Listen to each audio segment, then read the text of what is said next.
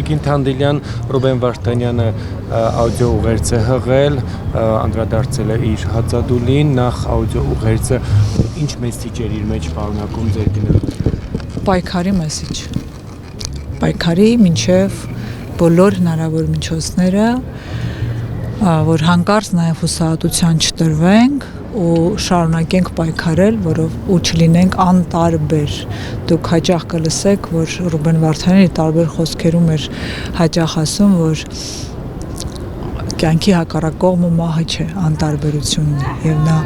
միշտ չի հասկացել անտարբեր մարդկանց, տարբեր իրավիճակներում, տարբեր երևույթների հանդեպ։ Հետևաբար դա ուժեղ մարդու ուղերձեր պայքարել իրավունքների արժանապատվության հայ ժողովրդի համար։ Նա այսօր Բաքվի բանտում պայքարում է հայ ժողովրդի ապագայի արժանապատիվ կյանքի իրավունքների համար եւ հետեւաբար դա այո ուղերձեր չընկճվելու, չհուսահատվելու եւ պայքարելու բոլոր հնարավոր միջոցներով։ Տեսեք, մի հատվածը, որը նաեւ Հարության կողմից արժանացել է ուշադրության ու նաեւ մեկնաբանվում է, որ ըստ էության հրաժեշտի խոսք էր։ Այստեղ որ ասում է, որ խնդրեմ ներողություն, խնդրեմ բոլորից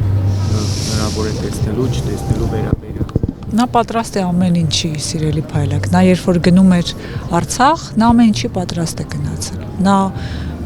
իր կյանքը այլևս տվել է իր ժողովրդին, իր հայրենիքին։ Ահա թե ինչու էր նա գնացել Արցախ։ Այդ որ հարցեր ունեն, այ հարցերի պատասխանն է այդտեղ։ Ու նա գիտեր նաև ինչ է սպասվում, երբ որ արդեն դուրս էին գալիս այդտեղ, նա ասեց. ես քայլելու եմ, գալու եմ իմ ժողովրդի հետ, ինչ որ կպատահի, կպատահի։ Եկեք ազնիվ լինենք, չէ՞, ինքներս մեզ հետ, բոլորս հասկանում ենք, չէ՞, որ ինքը ժողովրդի մենք բոլորս միջին վիճակագրական մարդիկ ենք, ինքը այդպեսին չէր, հատկապես Ալիևյան ռեժիմի համար, բայց նա իր կյանքով, պահվածքով, տեսակով իր ժողովրդի զավակն է եւ նույն ձևի, նույն ճանապարհով եկել կրում է իր ժողովրդի ճակատագիրը։ Այսօր մեր աչքի առջև, եթե ձեզ թվում է դատում են Ռուբեն Վարդանյանին, սխալվում եք։ Հայ ժողովուրդն է այնտեղ դատում, Հայաստանի Հանրապետության քաղաքացիները,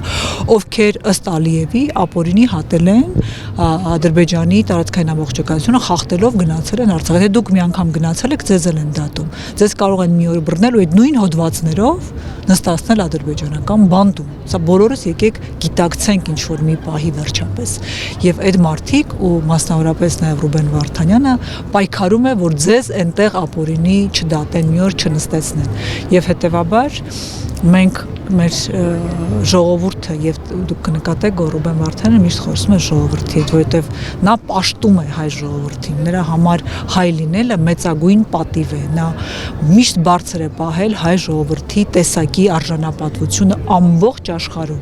խաղաղասեր լինելը, երբ որ նա շեշտում է, որ Շուշիի մզկիթը ինչպես են վերականգնել, նա ուղղակի խոսում է այն մասին, որ հայ ժողովուրդը խաղաղասեր է, չի քանդում, չի ավիրում, խաղաղություն է ուզում, բայց իրական խաղաղություն, իրական խաղաղության մասին եւս ինքը խոսում։ Այո, որ դա չի կարող թուղթ լինել, դա պիտի որոշում լինի եւ իրական որոշում արժանապատիվ երկու երկրների միջև, ովքեր պիտի նստեն ու տեսնեն, որոնք են այդ խաղաղության իրական ճանապարհները։ Եթե ադրբեջանական դպրոցների դասագրքերում դեռևս հայ մարդը ատելության թշնամի է եւ ատելության աղբյուր է, ինչպես է լինելու խաղաղություն, վաղը այդ երեխաները դառնալու են պետական պաշտոնյաներ, չէ՞, ինչ է կատարվելու։ Եվ հետեւաբար խաղաղությունը քանի թուղթ է խախտվել խաղաղության եւ եղել պատերազմներ։ Եկեք ինքներս մեզ չխաբենք վերջապես։ Իսկ խաղաղություն իրական բերողները արժանապատվություն կրողներ են, հայ ժողովրդի իրական արտացոլանքը պիտի լինեն այնտեղ, ոչ թե ստրկամիտ վարքագծով վախից մահան, վախից ինքնասպան լինողների խմբակի հետ արժանապատիվ խաղաղություն չի լինելու եւ հետեւաբար այո պետությունն էլ մեր պիտի ամրանա, բայց միևնույն ժամանակ այնպիսի քաղաքական մարդիկ պիտի խոսեն խաղաղության մասին, ովքեր գիտեն դրա արժեքը, ովքեր դրա կրողն են եւ իրապես նստեն ու քննարկեն հայ ժողովրդի, ադրբեջանի հետ, ադրբեջանցի ժողովրդի, ադրբեջանի հետ իրական խաղաղություն, որովհետեւ որը մեկը չի ուզում իր որդիներին գործնի անհարկի։ Հանդիլյան, փաստորեն պարոն Վարդանյանը չի դադարեցնում հացադուլը, դուք նույնպես կշարունակեք եւ շտապօգնություն էր եկել, ինչ արձանագրեցին, ինչպես է դեր ինքնազգացողությունը։ Ես հաճախասրտություն եմ ունենում, սիրտս արագ է աշխատում։ Բարբերաբար կանչում են, որպեսզի վերահսկողության տակ լինի։ Այո, նա չի դադարեցնում եւ ես ասել եմ իմ խոսքում էլ, ես գիտեմ նա այնպես չի որ իմանար ու դադարեցներ, խոսքը ամենևին այդ մասին չէ։ Խոսքը այն մասին է, որ Ռուբեն Վարդանյանը պիտի իմանա ու դուք նկատեցիք հավանաբար նաեւ Facebook-ում, սոցիալական ցանցերում մարդիկ ինչպես սկսեցին խոսել իր հետ, դիմել խնդրանքով, որ դադարեցնի։ Պայման չի, որ ինքը ականջալուլ կլինի, որովհետեւ ես գիտեմ, որ նա նաեւ պատճառ ունի, չէ՞, թվարկել է պատճառները, որոնք չեն վերացել եւ հենց այդ պատճառով է հացադուլը։ Բայց նա պիտի իմանա, որ սպասում ենք իրեն, որ իր կարիքը հայ ժողովուրդը ունի եւ այս ուղերձը, որ լսում եք իր աուդիոձայնագրությունը, տեսնում եք ում հետ գործ ունենք։ Գոնե ճանաչում է հայ ժողովուրդը ինչ հայորդի է այնտեղ այսօր հացադուլ անում, տանելով իրեն նաեւ ծայրահեղ միջոցներով մահվան եւ իր կյանքի սպառնալիքի միջոցով պայքարում հայ ժողովրդի համար։ Վերջապես կհասկանանք դա թե ոչ։ Եվ ես դա իմանալով եմ խնդրում իրեն, որովհետև մենք իր կարիքն ունենք, հայ ժողովուրդը նման հայորդու կարիք ունի այսօր հատկապես։ Նա ամենավատ վիճակում է Արցախի գնացել այնտեղ, ոչ թե ամենալավ։ Նա պայքարում է այն պահից է սկսել այսպիսի որակի պայքար, երբ որ հայ ժողովուրդը վատագույն պատմության իր վատագույն վիճակում է հայտնվել։ Մենք հասկանում ենք նա չի սիրում որ խոսում ենք անձնազոհության մասին, բայց նա ինչ է դրել նժարին։ Նա ունի արտակարգ ընտանիք, հրաշալի, սիրող, նա այնպիսի ընտանիք ունի, բոլորս որպես այդպիսին պիտի նայենք օրինակ վերցնենք։ Նա թողել է այդ ամենը։ Մարդիկ խոսում են դե փողերը ինչի է թողել գնաց։ Նա իր փայլուն գեղեցկագույն ընտանիքն է թողել ու գնացել պայքարելու հայ ժողովրդի համար, ժողովուրդ ջան, մենք պիտի վերջապես գնահատենք, թե ասենց ապերախտել կմնանք։ Չի կարելի դա։ Մեզ ամոթ է։ Առանձին քպականների գրառումներ տեսա, որտեղ ձեզ մեղադրում են քաղաքական դիվիդենդներ շահելու մեջ։ Որն է այստեղ դիվիդենդ։ Ինչ դիվիդենդ կա։ Ռուբեն Վարդանի խնդրում եմ հացադուլը դադարեցնի։ Որ մասն է դիվիդենդ։ Նրանք, քանի որ իրենց չափով են չափում բոլորին, քանի որ նրանք իրենց ամեն քայլում քաղաքական դիվիդենդ են կորզում, քերում, հավաքում իրենց կործանված վարկանիշին զուգահեռ, նրանք նման բաներ պիտի ասեն։ Նրանք անամոթներ են, նրանք ոչ մի արժեք, ոչ մի մարդկային ոչինչ չունեն այլևս, ոչ մի կարմիր գիծ եւ ոչ մի նրանք հենց այդ պատճառով պիտի նման բաներ ասեն։ Նրանք չեն կարող պատկերացնել, որ մի մարդ կարող է խնդրել մեկ այլ մարդու իր կյանքը չկործանել։ Նրանք նման բաների անունակ են, տգետներ են, ու այո, պիտի նման բաներ ասեն, ու դեռ շատ ավելի վատն են ասելու, ես խղճում եմ իրենց ուղղակի։ Տիկին Թանդելյան, ժողովուրդը պայքարում է, դուք այստեղ տեսնում եք, որ ժողովուրդը միասնական է, օրեր առաջ էլ դուրս ենք եկել եւ պահանջել ենք, բայց ժողովուրդը իհարկե պայքարում է, բայց իշխանությունը ոչինչ չի անում։ Այս դեպքում, եթե իշխանությունը ոչինչ չի անում, արդյոք մեր պայքարը արդարացված է։ Մենք պիտի նաեւ որ լսեք Ռուբեն ինչպես է, չէ՞, խոսում ենք,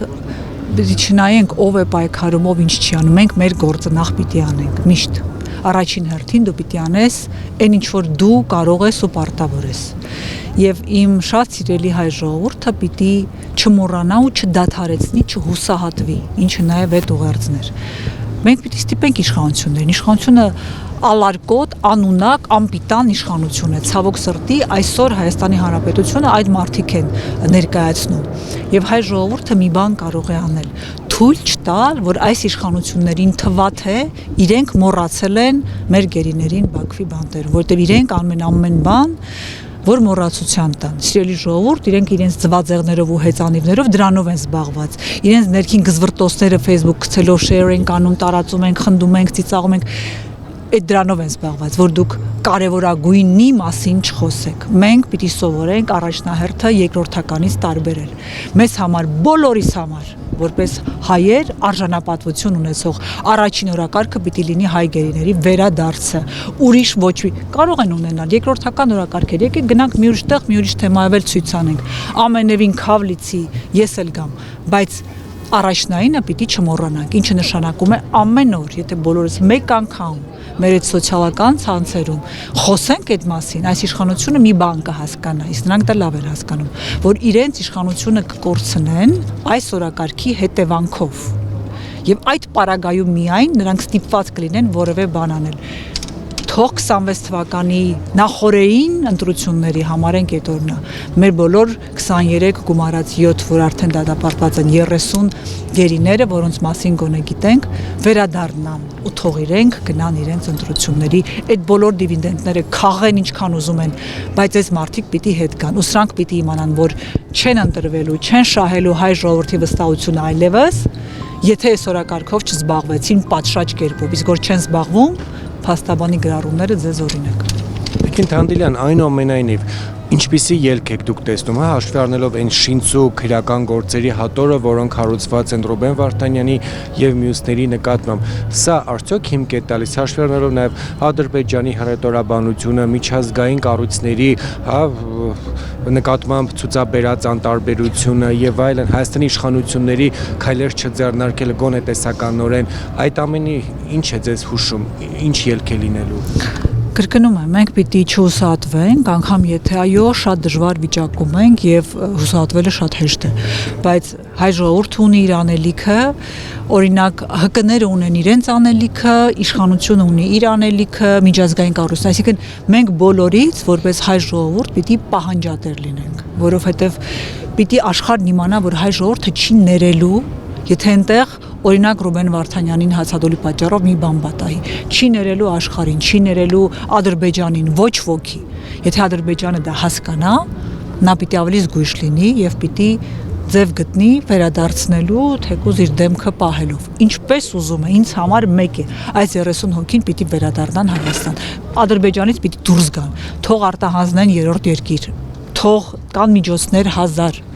եւ կան այս իշխանությունը բազմաթիվ գործիքներ ու լծակներ ունի, թող բանակցեն, ասեն արտանձնենք, կարգելենք Հայաստան վերադարձ, եթե այդքան սարսափում եք նրանց ներկայությունից Հայաստանում, տարեք երրորդ երկիր, բայց այդ բանտերից պիտի դուրս գան։ Հետևաբար հայ ժողովրդի անելիքը պահանջատեր լինելն է, այլևս որովհետև հայ ժողովուրդն է Հայաստանի Հանրապետությունը, այս իշխանությունները չեն, եւ իր պահանջատիրությամբ այս իշխանություններին պիտի ստիպի աշխատեն եւ վախ ունենան իշխանության կորստի։ Թող Ալիևին ասեն, որ մենք իշխանություն ենք կորցնում, այս օրակարգով պիտի վերադարձնես։ Ու կորցնեն, եթե չեն վերադարձնում։